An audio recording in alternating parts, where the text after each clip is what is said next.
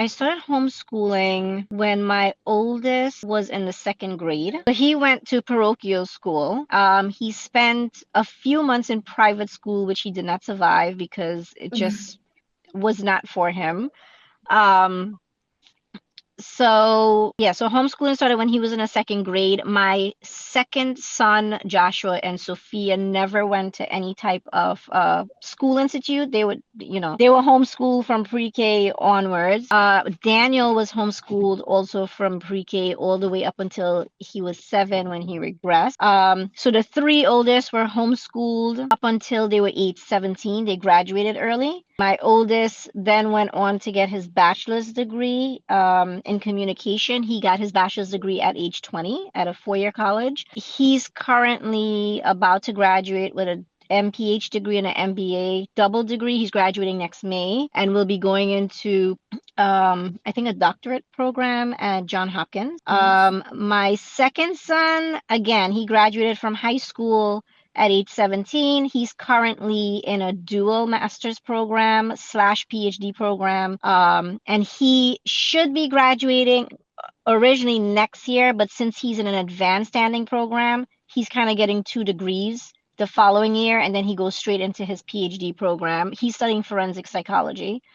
My daughter, she's in her junior year. She's going to be applying into pre-med. She wants to become a neurosurgeon. And then Daniel, he's in high school. Yeah.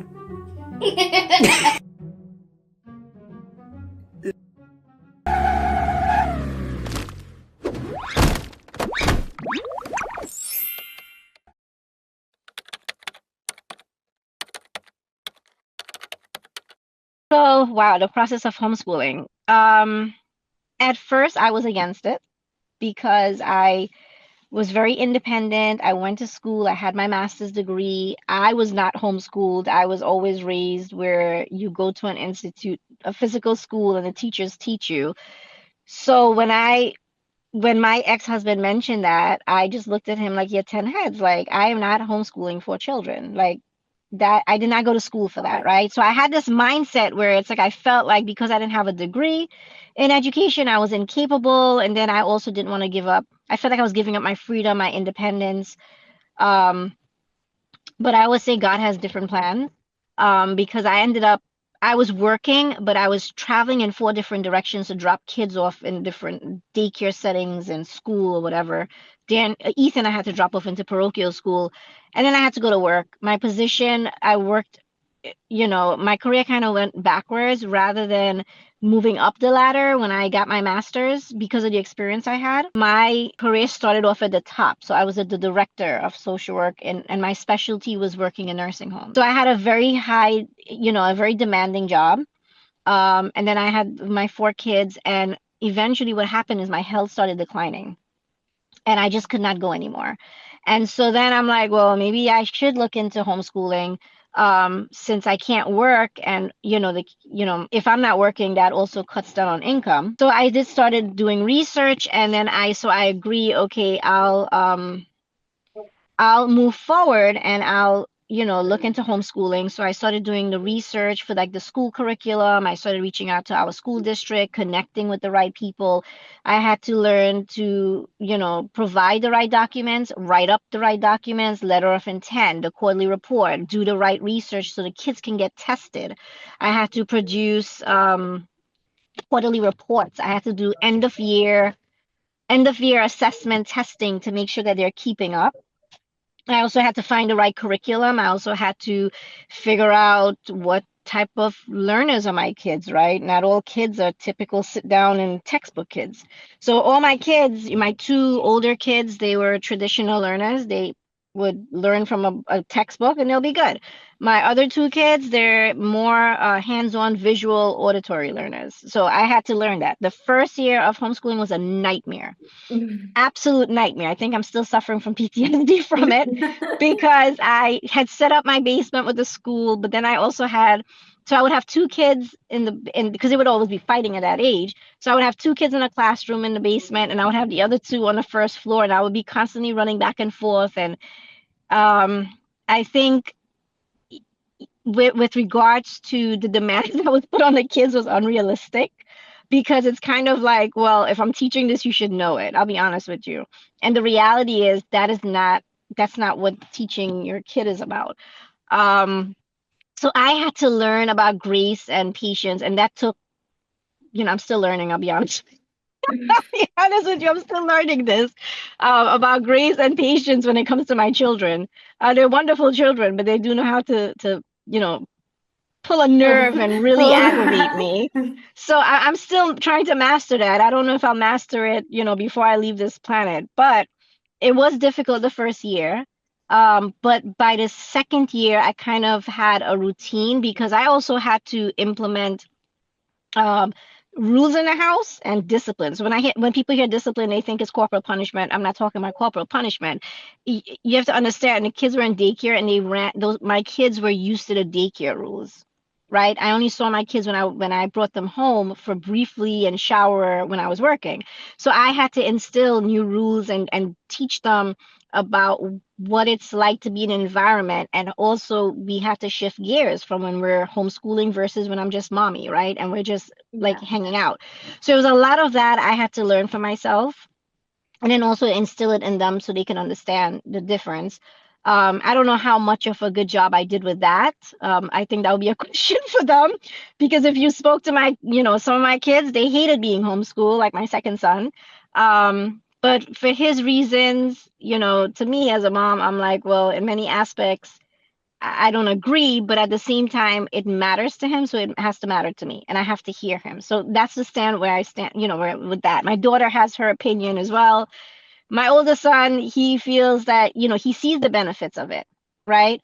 I think as my kids get older and they're around other college students, when these other college students find out that my kids are academically driven and they're A student and they're high competitor students, and when they find out they're homeschool, their peers are like blown away and in awe of it, right? So I think maybe that's helping my children understand the value of homeschooling. Who knows? But it wasn't an easy process. With regards to, like, I think what made it a little more difficult was the fact of having a special needs child and then having all the appointments on top of the homeschooling. So it was like never ending, right? Mm. So myself, it's like as a mom or wife, I think I got lost in there. Like I lost my identity. It's like I did not even know who I was, didn't know which day of the week it was. I probably went days without showering, I'll be honest with you, because I was just pouring into these kids, making sure services weren't met. I was attending the meetings. I was advocating for my son the right way, but also still trying to meet these kids. If you speak to my kids today, that you'll also hear, they also went through, I think, I guess they're also hurting because as a result of having a special needs brother, even though they love him and they care about him, they feel like their needs weren't always met. It was always about Daniel. And even today, like I just had a conversation with my daughter, and she's like, it's always about Daniel, and she's Mm. 19. And so I hear where she's coming from, and I have to explain to her, that, what, you have the freedom to get up and go out when you want. You can speak and go and do what you want to do. You can go to the bathroom. You have these luxury independence to function how you want. He does not. That means I have to do and be all of that for him, right? But and I know she's probably thinking that I'm saying that to take away, and I'm not hearing her, but I hear where she's coming from. I understand where she's coming from, but it's still my position to be there for him, especially as he's growing up and he's going through all these changes, to protect him, right? It's like when he was younger, I had to protect him a certain way. I had to protect them a certain way. Now I have to protect them differently because they're older and they're going to be experiencing different things in lives, and I have to prepare them and hope and pray that they will hear what I'm saying to them. It's not something to hurt them, but it's really wisdom I'm pouring into them. So I think I'm in that stage with my kids. A lot of it does not go well. A lot of it, a lot of times they look at me like I'm just trying to be controlling to them.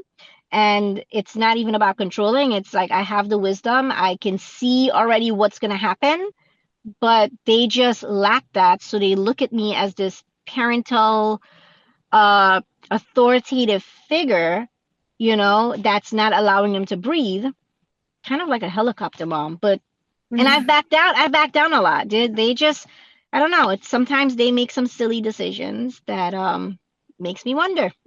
The smart kids, like, what is happening here? So It's that just that part was of my growing up. process. Yeah, that was my process. I mean, would I discourage a parent from looking into homeschooling? Absolutely not. I do think, most people have this stigma where you homeschool your kids aren't socially acclimated. And I'm pretty sure there's some homeschool kids who do experience that. But one thing is I made sure my kids was socially like immersed into homeschool groups. Like we had a Christian homeschool group that we were part of. My children's friends are still their homeschool friends from since they were younger, right? They're still involved in the same church. They did classrooms in the same church. I had to teach as part of the group with other parents. We teach each other's children in a group setting.